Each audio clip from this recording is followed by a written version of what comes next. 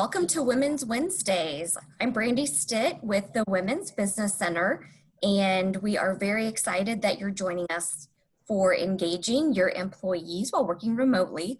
This is the second of 6 HR-related topics that we'll be focusing on for our Women's Wednesdays series. At the end of this session, you will see a slide with a link to the next session that will be coming up. So stay tuned for that because we'd love to see you join us for the next session. And at this point, I would like to hand the program over to Erica Brune and Danielle Bearden with Lever1 to get us started. Thank you, Brandy. It's so nice to be joining you and the Women Business Center.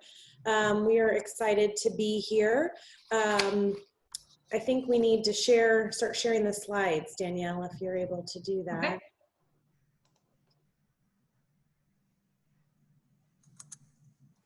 While that is going, I will just introduce myself, as Brandy said so kindly. My name is Erica Brune, and I am president of Lever1. Lever1 is an outsourced HR company, and we are providing services to over 120 clients that make up about 3,500 worksite employees. Danielle, can you go to the next slide?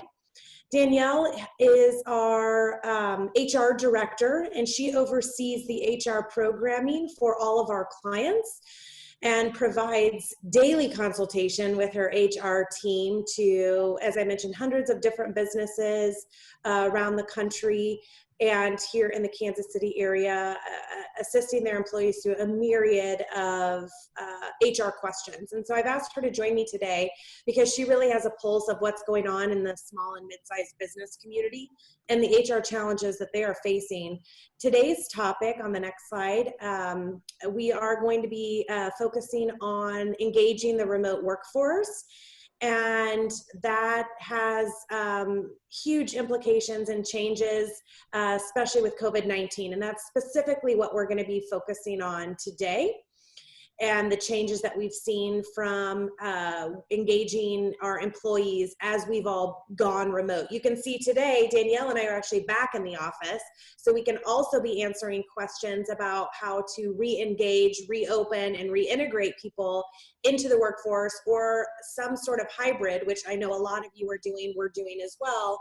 We're in phase 2 of our return to work. So there's a lot of options and a lot of things to discuss. But like I said, what I hope to lead with is that this presentation is pulled from some of the brightest and best Kansas City businesses that we have a good fortune of working with. So we've listened and seen what they've done well, seen what's worked, what hasn't worked, and we're going to be sharing that with you today. There is a chat feature in this system down. If you toggle over the center bottom, I'll be monitoring that. So please do chat your questions so that we can answer them as you have them, and I'll keep my eye on that. We will also be allowing time at the end for questions. Also, if you've had a really great idea or a really interesting way to engage employees that's worked or maybe not worked, please also share that, because I think that can be really collaborative for all of us as we're navigating through these times. And I will start with the slide that Danielle has up, which is how many employees, because working remotely was something really cool even before COVID. We were sensing from a recruiting standpoint how much of the workforce would love to have flexible working at least one day from home. And then there's the entire IT sector, which we found predominantly wanted to work from home and were able to request that because of how high in demand their jobs were. But you can see prior to COVID, and we're talking about before March of 2020, there was a very little, 9% of the workforce working from home 5 days a week. Some had a little bit of flexibility, but the majority of the workforce was still in the office, in the place of business, reporting to a location for work. As you can see during COVID in this slide, that changed dramatically. 77% of the workforce was sent home. And that is just staggering. And so if you're reeling from this, if you have what they call Zoom fatigue, and I think we're going to use the word Zoom for all of the technologies. It's kind of like Kleenex now. One brand has kind of encapsulated the entire technology in this case. But if you use Teams or GoToMeeting or any of the different platforms, people kind of refer to it as Zoom now. But Zoom fatigue is a real thing where I don't know why it's occurring, but when I sit on these Zoom meetings, somehow it's draining more energy or my body's not used to it. And so by the end of the day, I'm exhausted. I can't watch or pay attention or listen to one more webinar. And so those are real things that people are facing, in addition to just learning how to work in isolation and the emotional challenges that come with that. So we're going to cover that today. And we're excited to be here with you. So Danielle, do you have any comments on this slide? Yeah, so I mean, we all know that, you know, this pandemic has since let work be remote for the first time for millions of people, and addressing that head on is kind of where we're going, especially, I mean, today during our webinar. But the future of work is also important. What does this mean for the future of work?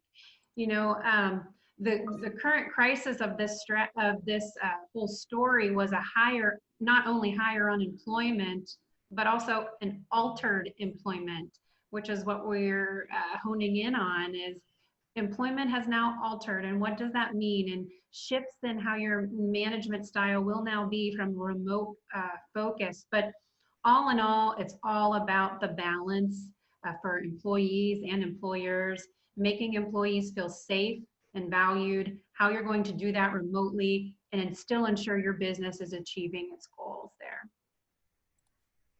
Fantastic. Well, I'll start with communication is the number one. The number one tool we're hearing is working, and the number one issue we know employees are having.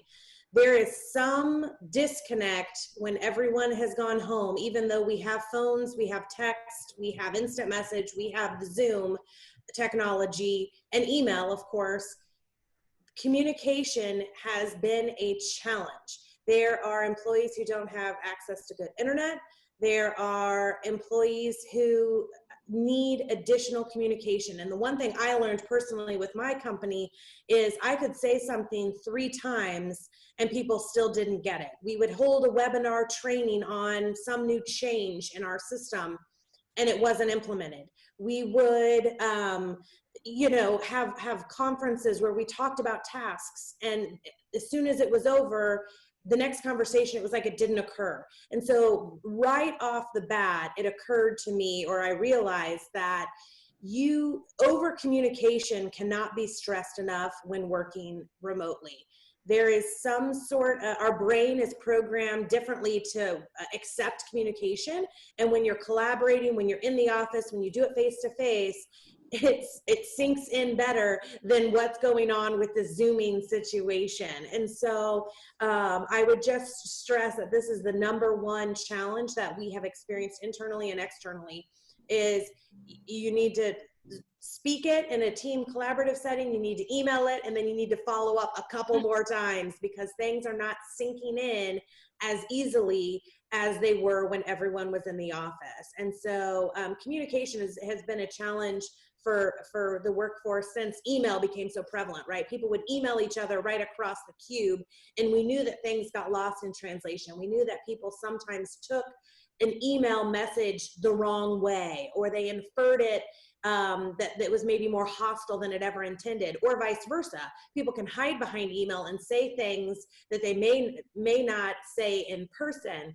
And so we've always known that, but there is an additional level of challenge where when people are remote, they are not comprehending what has been communicated to them. And so that over communication, I can't stress that enough. Danielle? Yeah, I agree. I think important too that I want to focus on, and when it comes to prioritizing communications, is to keep in mind much of our language is nonverbal, whether that be how we react to a statement. how we are interacting with others, typically in a workplace setting physically. So much of our language is nonverbal. So you have to keep in mind this then increases your chances of misunderstood defensiveness, maybe conflict and misunderstood messages. And so it's really the time, just to piggyback what Erica has said, to focus on your communication style. You know, if an email tone is too harsh, or there's no facial expression to soften the sting, so to speak. And so really we kind of call it fluffing up an email, making sure you say please, thank yous, and really trying to over exaggerate the tone that you're trying to deliver there. As always, my best piece of advice when we're going into, you know, the virtual world, and video conferencing as we're doing today. But keep in mind too, you'll have to really consider how everyone processes communication differently, right? And I think, you know, early on we learned, okay, some people learn by writing, or some people learn by doing, or some people learn by watching. It's the same exact way for communication. Teams hear things multiple different ways, and individuals process it differently. So really honing in on your staff members and how they process. And I think we've learned this either the hard way or throughout this whole circumstance. Each team member individually processes this communication differently. And in order to reinforce your priorities there, I mean, you have to maximize your team's work. You're only going to be able to do that by communicating and doing it in a way that they understand. And I think it's important to also note here, taking the time to ask your staff, what method of communication are you most comfortable with? And even myself, when we first got started on this, I found myself not taking the time to do that. And as we went on, maybe I didn't see as much of a feedback or collaborative communication that I was looking for. Take the time to say, hey, are you most comfortable with email or a text? Are you most comfortable with a phone call or a video conferencing? And that opens the door to welcoming their feedback as well. So I think that that's a pretty cool tidbit to ask staff as you're going into it. I have a comment from an attendee that the Zoom fatigue I was referencing is, in their opinion, due to sitting in one place for so long. And that's true. I mean, you find yourself sitting back-to-back meetings where traditionally, you know, you didn't have to have that scheduled meeting time. You could just be asking people questions. So sitting in a place for a long period of time, trying to listen and focus and pay attention on this video and then retain it is the challenge. And I 100% agree with that. So thank you for that comment. Setting clear expectations is our next slide. Again, I think we're still in the same vein of over communicating. Sometimes the expectations of work are so much more common when you're together, just kind of a walk by comment. Hey, can I get that by the end of the day? Or how's that coming? Because you're just creating conversation, but what you're really doing is checking in and getting information on how that project's coming, how things are, so you feel engaged, you feel like you know what's going on, you're in the know, you're on the same page. When you're remote, I have direct reports and I've gone days without talking to them. And there is certainly, that creates an opportunity for us not to be on the same page, for us not to be, my expectation is that someone's working on a project and they're working on something totally different because I haven't been talking with them so frequently as when we can just walk by each other. So one of the things that we encourage you to do is setting those expectations, if not daily, certainly every other day, walking through just a simple conversation. Hey, what's on your plate today? What are you working on? And as well as checking in then at the end of the day. Did you get that finished? How did it go? How's it coming? And those are the sometimes that may feel as a manager that you're micromanaging, right? And we're all hesitant to use that term. But the reality is when you're in person, you would have been checking in anyway. You would have been walking by. They would have popped their head in and asked a question that they may not send an email on, because you know they know they could probably answer it themselves, but there's so much more collaboration when you're together. So doing those morning check-ins and those afternoon check-ins, and those can be simple 5-minute conversations, is a way that we've really found a great success in keeping in track that we're both meeting the expectations, or that we assume each other is working on. Danielle? Yeah, and one thing we or have encouraged are those proactive check-ins. So for example, you know, we will encourage, depending on the start of your shift, maybe a morning check-in and then late afternoon check-in, and those are non-negotiables. And we want to see, they must be video so that we can see your face, right? And so those are just some options and different task management tool ideas so that it can help get you through. I mean, we know, yes, when everyone's physically present, it's way easier to evaluate levels of efforts and communications and what's going on. But just improving systems for holding people accountable and setting those really clear expectations. Another option you may consider as well is utilizing different technologies, such as maybe an Outlook reminder, meeting makers, to go in and make sure that your staff, send them to your staff to make sure, okay, we've communicated this, remember this project is due at this time, or set it for the week so that, you know, they still feel that, you know, they're not being overly watched, such as what Erica had mentioned in the micromanaging portion, because that's important too. Autonomy is a big deal. People want to feel like they're still contributing, right? But also, it doesn't ever hurt to ask if you see a staff member maybe kind of seeming that they're challenged or not getting those tasks done on time, you know, asking them some open-ended questions. What challenges might you be facing getting this done, and how can we do this better? Open-ended questions I'm always a fan for. That way we can kind of get a feel for what the struggle is on both ends. But honest, our proactive check-ins in the morning and then afternoon routine have really gone a long way. Can you talk about your last bullet of taking paid time off? And I think we, as employees, were at home with the childcare situation, or hopefully not, but there are people that were suffering from this illness.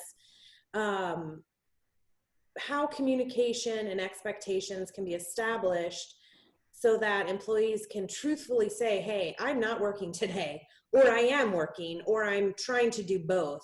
And having that open dialogue so that we don't get to the end of the week and are unsure, were they even working? You know, it doesn't feel like we're as productive. It doesn't feel like work's getting done. I suspect they're not really working because they've got so many other distractions, things like that. Yeah, and important to note too, that everyone's not going to have the ideal telecommuting setup. So, but the only way you're going to get through this is by taking the time to talk to your staff, know their situation, and take 5 minutes and talk to each of them to understand it. And we talk about this later on in our slides and plan to in the webinar, but encouraging this paid time off. Staff have nowhere to go right now. They feel like they have nowhere to go. So why take the time off? You know, maybe encourage some staycations, or just to get out, get away. Encourage paid time off, maybe for long weekends, so that the work can still be allocated amongst the other staff members realistically, right? So those are some options I've seen and suggested for those individuals who, you know, might not want to or look into taking PTO or paid time off, or feel like they can't at this nature. Be flexible, think outside the box. You know, one day and how we can reallocate them and support them. When they feel that their manager is supporting them and value them, they're going to take these words of consideration way further. And so be flexible, think outside the box, and allow them to know that they can take this time, and here's what we're going to do to make sure that you're able to disconnect and take care of yourself. All right, next slide. I think this is interesting, and 1,000 employees surveyed isn't a large subset group, but this is very much in line with what Danielle and I are hearing and seeing, is that 50% say they feel connected, which means 50% say they don't. 45% feel less productive. Some feel more productive. Some people, and 36% feel less positive about their career, which is due to the economy and the uncertainty of this pandemic and how long it'll be around and how long these phases will last until business can resume, does create a lot of uncertainty. But I think what this slide demonstrates is that it is hit or miss. There is no one clear result. Some people it's working better for, some it's working worse for. Many in my office wanted to get back to work, but I've seen many others that still feel very uncomfortable. And that may be due to their family situation, that might be due to the part of the country and where they live, might be the type of work that they do and the exposure they're going to have. It's different sitting in an office by yourself than working the front lines where you're coming in contact with thousands of people a day. So one thing is clear is that there's nothing clear about this. Everyone is reacting different and everyone is feeling different. And so just knowing that and understanding that when you have a small business and one person is reacting so differently than everyone else, yes, that is exactly what is going on, and that's okay. And we're here to encourage you to embrace that and be sensitive to it, because that you are not alone. That is happening in every workspace that we have been in contact with. Yep, absolutely. And again, how do they like their communication? If they like it via phone call and you keep emailing, they're not going to feel heard, right? And so taking that time, and there isn't an answer. Everyone is different, as that statistic showed. Yeah. Danielle, how are you finding recognizing good work remotely? This has always been something that we hear and speak about and train about, because as a manager, you think you do enough praise and recognition in normal times. You think that by not criticizing, you're praising. And what we also know is from all the surveys we've conducted that employees predominantly want more recognition. So what are you seeing during how to recognize in a remote environment? Yeah, and I'll be honest, this was kind of tough for me. I am on site. I need to see faces. I'm a people person, right? And relationships and all that fun stuff. So when we went remote, it was difficult for me even to wrap my head around, okay, then how do I do that? Like, how do I do this if I'm not seeing them? And it's important for employees, employers to keep up their spirit and morale. And as a manager, you're the leader of that ship, certainly. So the main goal, as we know, is just to make sure that they're productive and they're dedicated and they feel valued. One thing we do and recommendations we've made to staff members is just to offer that positive reinforcement, such as maybe introduction of e-vouchers or coupons to an employee of the week. By awarding them, maybe they'll feel more confident, more productive, of course. To be creative in recognition. Important to note too, this might be an opportunity to ask your staff, how do you like to be recognized? That goes a long way. If they, again, this is just kind of like preaching what I had already said. If they don't tend to perceive or like to be recognized via email, and you're recognizing them via email, they're, it's nice, but and they keep on. Really get down to how do they like to be recognized. It might be a great time to ask that.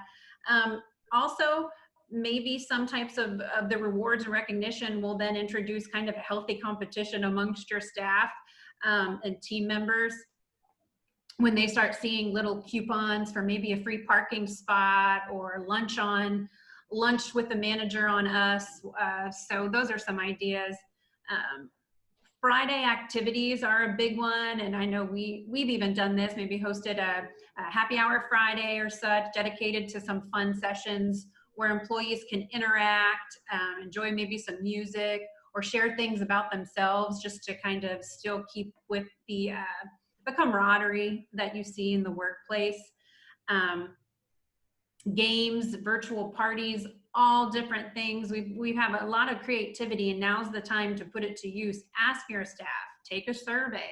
What are some areas in which they have ideas on, or maybe some talents that they haven't utilized yet? Now's the time to do it. It might just be best to start off with a little survey and see where they're at.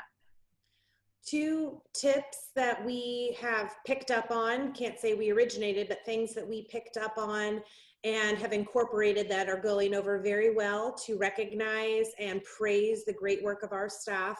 We have always done ongoing education. So it used to be in person, of course, and it would be focusing on a product that we sell so that all departments and all people could learn more about that. It would be about, hey, listen to the sales pitch. Any number of topics that wasn't necessarily something from the outside, but us sharing our knowledge within each other and helping each other grow within our business. And so that's something we've always done. But during this time of remote working, we've started engaging people that were typically not presenters. And at first it's, hey, I don't want to burden a lot of employees who are busy doing the work to try and stop and train and present. But what this has done is create an opportunity for those mid-level employees to present and prepare and show and showcase their areas of expertise. And that has been a way to, it's not just an attaboy, it's a, hey, we value your expertise, let's show it off to the entire company. And so that's kind of a secondary result that came from that. And I hope and I think those employees are really feeling like empowered that we gave them that opportunity to showcase what we find is a very valued expertise that they have. Another thing that we are seeing is we featured a employee on social media, and we talk about their strengths and how valuable they are to our organization. And then what we found that was unexpected were all the employees, clients, coworkers are commenting on other excellent skills and values that that employee has personally or professionally. Boy, what a lift. I mean, who wouldn't want that done for themselves? There's obviously a little fear that now all your great employees are going to be poached, but honestly, that can happen either way. So don't be afraid to recognize and promote even outside your business. And the Lever1 LinkedIn page has some examples of that. And that's been something else that, again, we were able to find that idea and has worked very well for us. So highly encourage, that's been very successful, and encourage that for you as well. Work-life balance. Boy, this is a question that we couldn't answer very well prior to the pandemic. And now here we are where it is a real fact. When you can work from home and are working from home, then you never really stop working. So Danielle, what tips and challenges have you seen with this balance of how to get up and get dressed and then shut it off and go about your life when you're sitting in the same environment all day? I know, and I feel like what I'm about to say, I totally sat in front of a mirror and said to myself on several different occasions. For sure. But look, the pandemic's changed how we work, where we work, clashes between work and home lives, and we're experiencing, and our staff may be experiencing, a burnout, was what we call it. The dangers of burnout are typically greater than feeling stressed from what I have experienced. When you feel stressed, it's typically something that there's still closure on, that you know that you'll get there, but you're stressed until you do. You know, burnout is, I feel like there might not be an end in sight, and it's chronic. And so really important to hone in on that work-life balance. This is where we encourage flexible PTO times and thinking outside the box. efforts. You know, a lot of them, you know, I know in a lot of polls we've seen employees just aren't looking to plan a vacation or to take extended time off, even if they're experiencing burnout. You know, they're just reluctant to vacation. Maybe that's for financial reasons, the fear of contracting the virus maybe, or public safety. But even if you're not going anywhere, management needs to you know, come up on the reins and sound the message of, you've earned this time off. You've earned it. You should take it. It doesn't necessarily mean you have to get on an airplane and go somewhere. You know, if you're already home, maybe you make it a staycation. One other point to call out in work-life balance is keeping your routine and making time for you. So very often staff members will wake up at 6, they'll easily go and, you know, it's easy. They don't have to get ready, no makeup or what have you, get in front of the computer, start working, and then before you know it, it's 6 or 7 at night. That's easy to do. Still be routine, still take a lunch, try to take a break, maybe get outside, go for a walk. There are many ways to really make sure you're taking care of you to create that work-life balance, such as that routine. But the employer and management has a role of continuing to encourage and communicate. There is PTO out there. We're going to encourage you to use it if you have it, and you don't have to go anywhere. Take care of you, right? And I just had sent that message earlier today. Is, you know, if you're not taking care of you, no one else will. And so show your value there, certainly, but thinking creatively to get there. Fantastic. On the next slide, we talk about culture and how do we create collaboration when we're not together. Any tips? My big tips are to continue on those AM and PM meetings, but then also invite your team to have some input on their ideas as well. Like, for example, a team member may say, hey, I think, you know, we could really benefit from having different mentors, or maybe different clubs or different teams in which we each are just spending some time together, maybe 3 or 4 individuals, and being there for one another and having some support in those areas. But important to make note that this is going to come right along the times of an inclusion, diversity and inclusion, and being a collaborative culture. So for you managers, be open to what you're hearing and actively listen. A great quote I've heard encourages listening first. Great leaders listen first and speak later, and sure, this is absolutely the time to do that. But you've also got a responsibility to make sure that even though you're not there together, I mean, you're all going to work towards the same goal. You're going to have to communicate that goal often, frequently, routinely, but listen to their ideas and ask for their ideas. A tip that I've always known and not always used, but have started to incorporate more during this remote environment is it's the sandwich approach, right? So I have an employee that was coming into a group meeting and they had some deliverables that were going to be expected. And so I set a meeting prior where we were able to sit down, talk through it. I was able to, virtually talk through it, walk through exactly where they were at, what my expectations are, any advice I had, getting them set up for success prior to the meeting. And I continually encourage that type of collaboration, because you're lifting up your employees, you're setting them up for success, and you're letting them know, hey, always come to me so that we're united. So when we get into that meeting and we're in front of a board, or we're in front of our colleagues, or our, the team that we need to share this information with, we are aligned.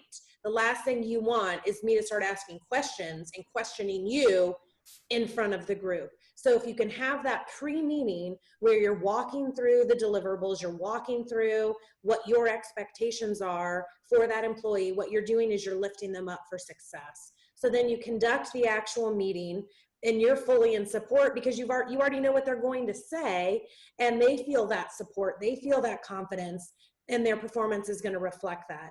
And then afterwards, very frequently, when I get off of a Zoom meeting, my cell phone rings. Hey, how did that go? What did you think? Did I do the right? And then you get that postmortem. And these are not long conversations. And when you think through that, you're like, gosh, that seems like an enormous amount of time to can I just get my message out there? Can I just deliver on that? But again, through this remote environment, you would have, if you translate it to being in person, you would have done those things. You would have walked by their desk and say, hey, are you ready for that 11 o'clock? You feel good? You got your deadlines? Okay, great. And then as the meeting left, you would have given that nod. You would have given that thumbs up, that verbal, that communication that's just physical.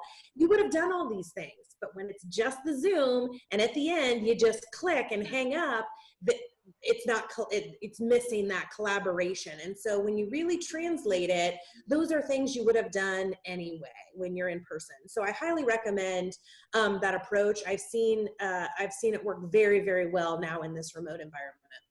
Completely agree. And if I may, there are, and I love this, and I go by this, there are 3 things that employees typically want in order to be able to, be collaborative or be welcoming in the culture.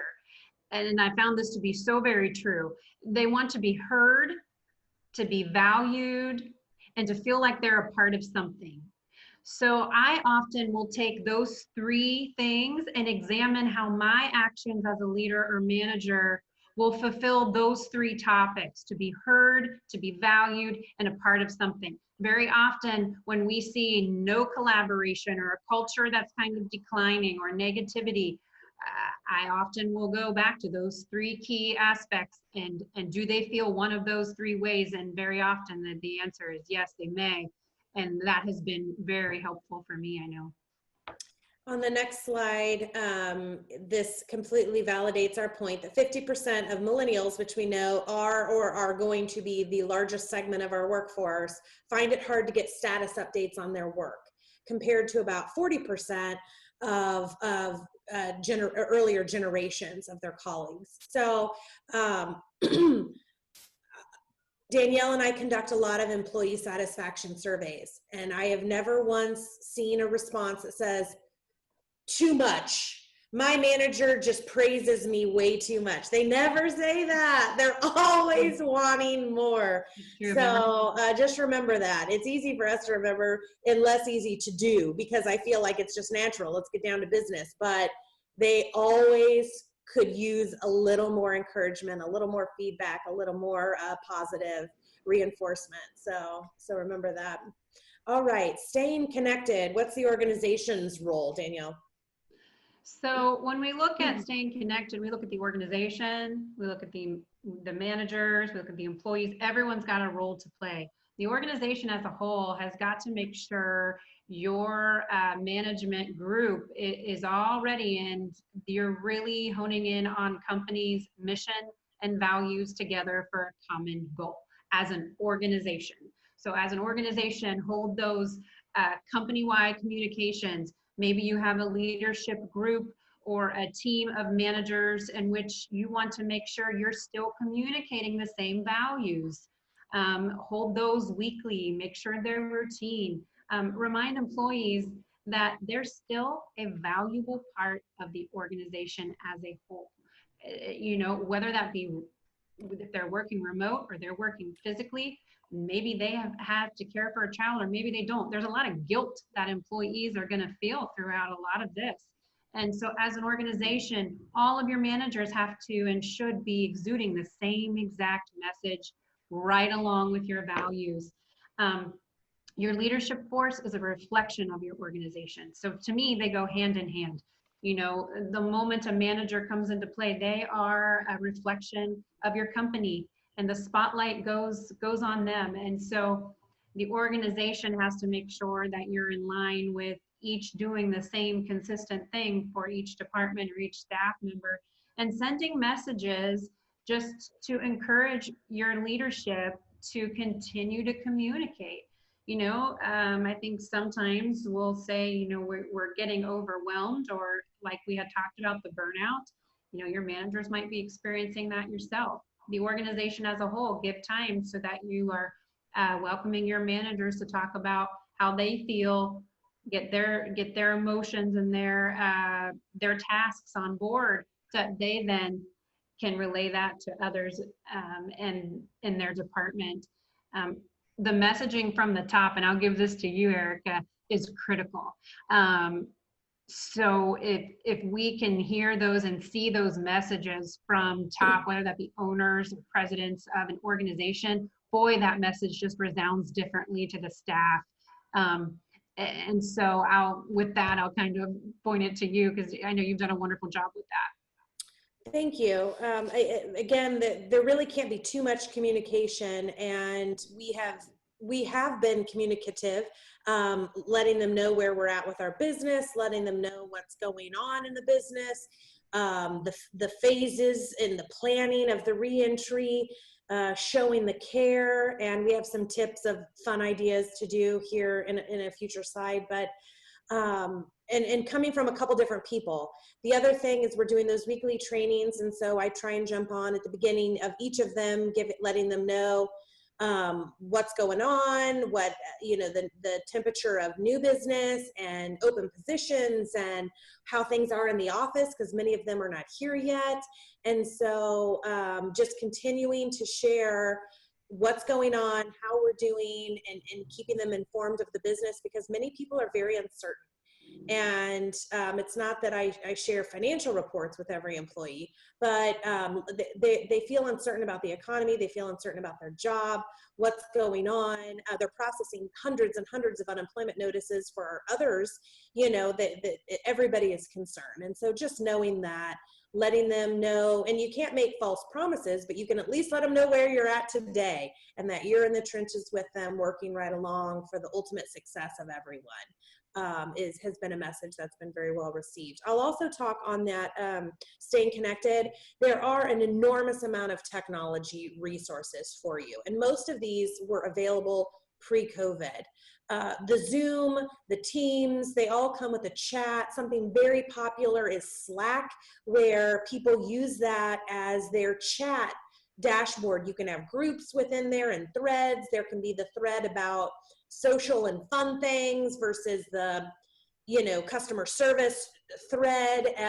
I'm not a very technological person, so I wouldn't be the best person to train on Slack, but those are resources that have been very effective prior to COVID and now utilized 10 times more in the remote environment. On the opposite end, there are a lot of monitoring software programs that can be installed on company computers to track productivity. These are things, if you have doubts and have a workforce that is very difficult to understand what and how much they're doing, there are an enormous amount of options that track phone calls, production, even down to if the mouse has been idle for more than a minute or 3 minutes or whatever the parameters are. And so there is a lot of technology that can be used to track productivity. It's not necessarily the most beneficial for small business to implement that. It's a little bit easier when everyone has their own individual job, but think of managing a large group of people all doing something very similar. Things like those technology systems that can be put on your computers and then generate reports for you on productivity and results. Those are also really great resources for the right type of business. So, those are out there for you as well. Staying engaged is our next topic. That's the manager's responsibility. We've seen some real highs and lows here, understandably. This is not a criticism of certain managers, but it certainly is amplified if you have managers that are not overly communicative, right? If they are subject matter expert managers, which a lot of us have, that really put their head into the project and aren't spending time managing, coaching, consulting, and lifting up the staff, we've seen some big issues in this environment. Danielle?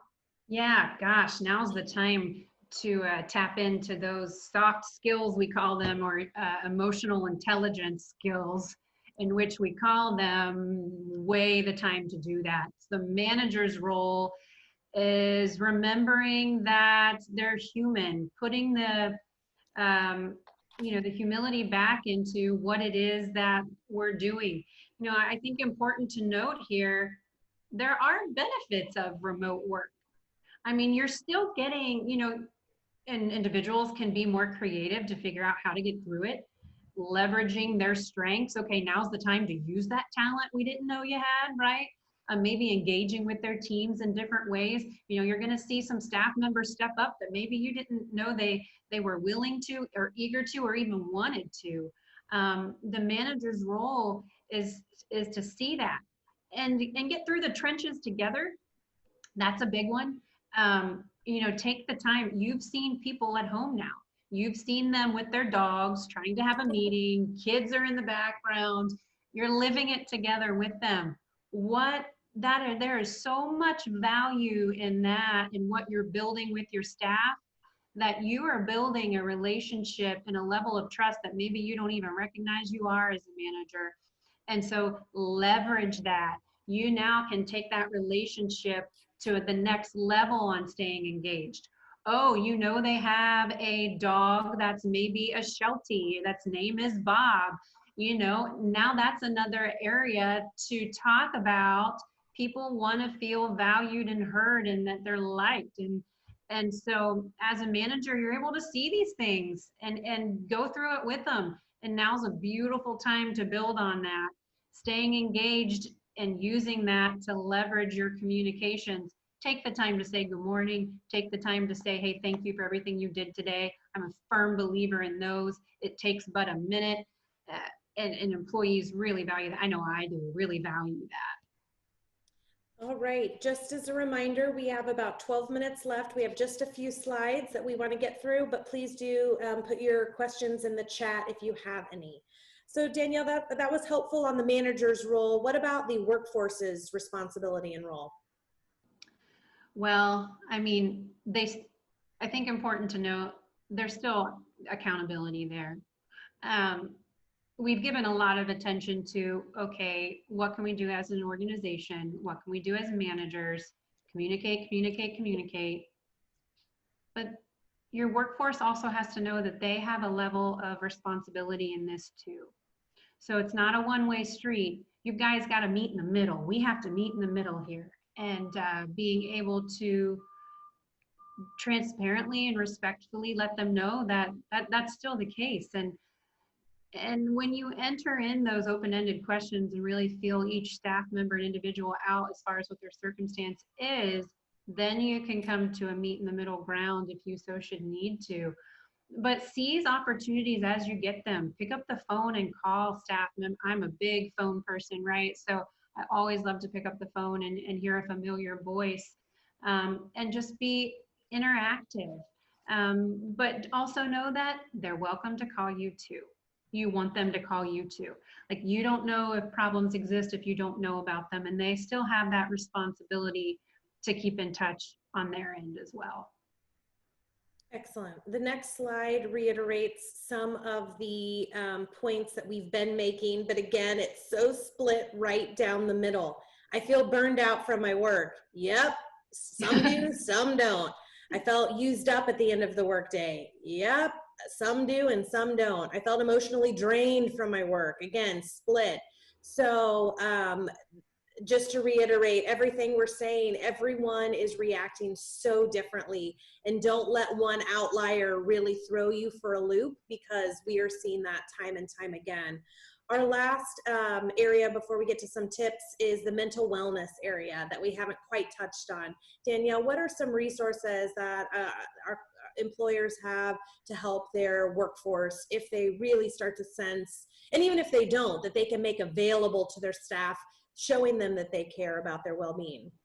Yeah, I mean, we've known it and we've talked about it. Employees have stressors, whether that be financial burdens, whether that be no child care, fear of their job, fear of contracting the virus, fear of the future, all of that. Employers, play a really big part in making sure that they let their staff know, hey, there are options for you. If you're struggling, we want to help you, right? An employer assistance program is the first and foremost way to go. I love those. They're complimentary to the staff, confidential. They may cover such counseling, therapy services for emotional distress, or you name it. Wonderful resource if clients have that. We really depend and love to educate staff that is available for them. Lead by example is a big one. If you're wanting to have a happy, kind of calm workplace, exude that times 10 in yourself, because you're the leader and it starts with you, right? But encourage autonomy when possible. So as I said, benefits of remote work is not all bad. I mean, there are wonderful things that are coming out of this. When people are given an opportunity for autonomy, that makes them feel like they're trusted, that they're a part of something.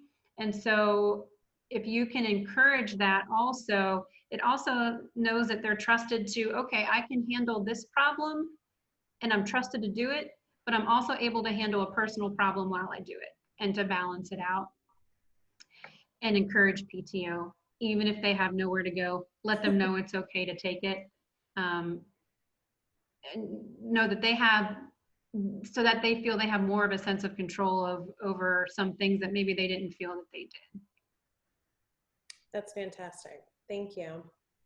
All right, so here are some of the things that we've seen employers do. I realize some of these cost money, and not all of us are in a position to have extra expense right now, but there are quite a few that are no cost as well. So we talk about the daily video calls with team members.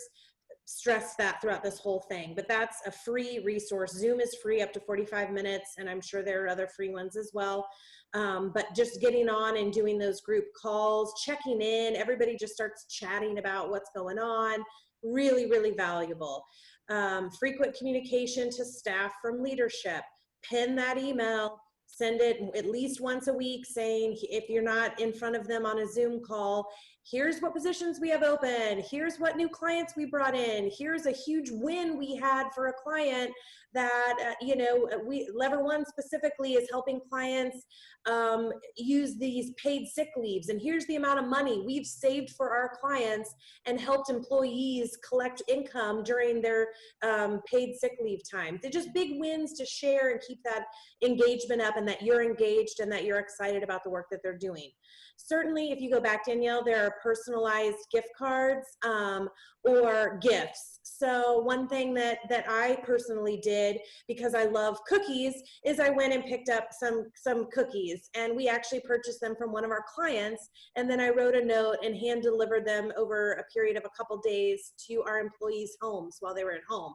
So it was a very low cost effort. It was a time consuming effort, but I tell you, walking up to people's homes where they live and you don't know them very well, really created a different perspective and a different relationship with those people. And I could tell immediately how appreciative they were that I took the time to drive there. And I'm not saying that to brag about the work I've done. I'm just trying to give you ideas of what can you do to show them how grateful you are for what they're going through and the work that they're doing during this time. So that was one thing I did. I have seen other people do maybe a t-shirt with their brand and go deliver that to them. And so anything that you can get creative that maybe incorporates your clients or something fun related to your business, and just it's just a special touch that they feel really proud that you've taken the time to do that.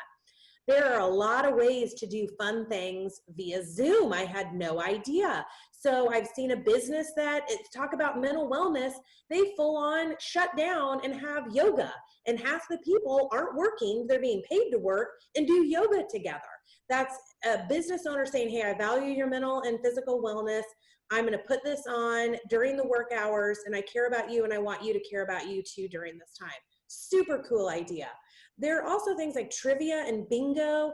I've been on more interactive games where you can win prizes, and they're pretty much free. You can Google and find, we did bingo, we did trivia, and those were all free websites where you put in fun relative information, and then whoever's on the Zoom can participate, and maybe you have prizes or whatever. But that was so fun. We did a trivia about each employee. They sent in tips, answered questions, and that was so fun learning the different facts about our different employees. So you can get really creative with some of those games, and that is a really very low or no cost.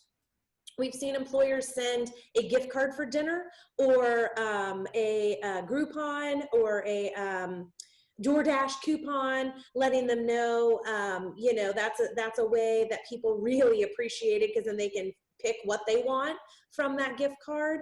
The one thing that doesn't technically cost but is hard to manage is that flexible schedule. So some people are saying, hey, I can work in the morning, but then I have to do the schooling with my kids, and then I can work again at night.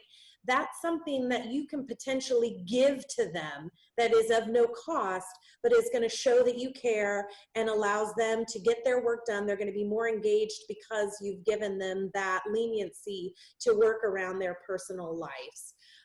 Resources for mental wellness, which Danielle went over. There are a lot of resources out there, and please follow up with us if you need a list or some for us to point you in the right direction there. We have seen a lot of employers either purchase or allow the employees to come in and take their office furniture home to their house, whether that's the extra keyboard, the extra monitor, the chair. A lot of people have come and taken their chairs home because there's no comfortable chair to sit in, back to that original comment, to sit in all day. Your dining room table was not designed for you to conduct Zoom meetings 10 hours a day. So we've seen a lot of people open that up and schedule with social distancing to take their equipment home, and allowing that when traditionally you would have not allowed that. But that's a gift. That's something that you can give and allow them to do.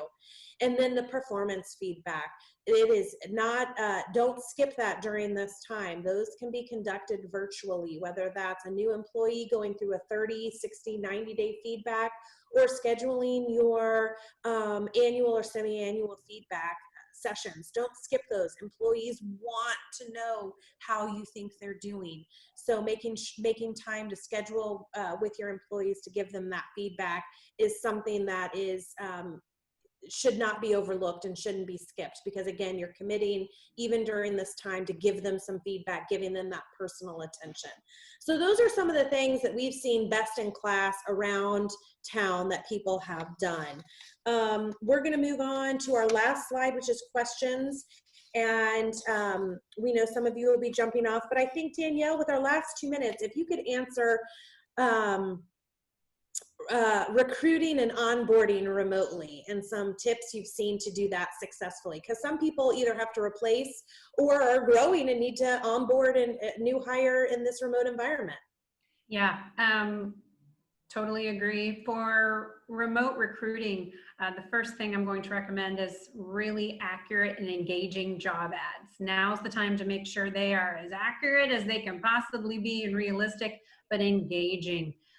Make their eyes go to that ad and really want to work there. It also helps to avoid those higher offer rejection rates. You know, the most realistic and accurate you can be on the front end will save you a lot of time on the back end as well. And focus on the candidate experience while you're at it, you know, just to keep up. That they have a bad experience, they're not going to want to work there, right? And so take the time to make sure that you know, you've got everything squared away, it's engaging, it's accurate, but then important to also take the time to ask the candidate about their equipment. If you're going to host these interviews via Zoom or virtual, make sure their equipment's okay. So that they're not stressed. I mean, they're going to be stressed and nervous anyway for the interview, right? Make sure that they have what they need, or maybe they'd rather do a phone call. Just ask them what they feel most comfortable with. And really, technology has allowed us to reach really robust regions for recruiting. So it hasn't necessarily stopped that for certain, but the in-person interaction is just what we're missing. So really make sure that your ads are going to engage and be accurate for those individuals, applicants. When it comes to onboarding, again, technology is just wonderful and beautiful. Onboarding systems allow a real streamlined and smooth process for your new hires to just be guided through step by step. Okay, now we can do our direct deposit. Now fill in your tax withholdings. And it makes it really streamlined in the approach, and it really relaxes the new hires' nerves. So if we can at all look into electronic onboarding, that really helps to smoothline a lot of things out. And there are several resources for those options for your new hires. Well, thank you so much, Danielle, and thank you all for attending today's webinar. In the chat box, you will see the link to Eventbrite to sign up for future webinars. And there's the link on your page as well. So we hope to see you in additional upcoming sessions. And thank you all for attending today. Enjoy your day.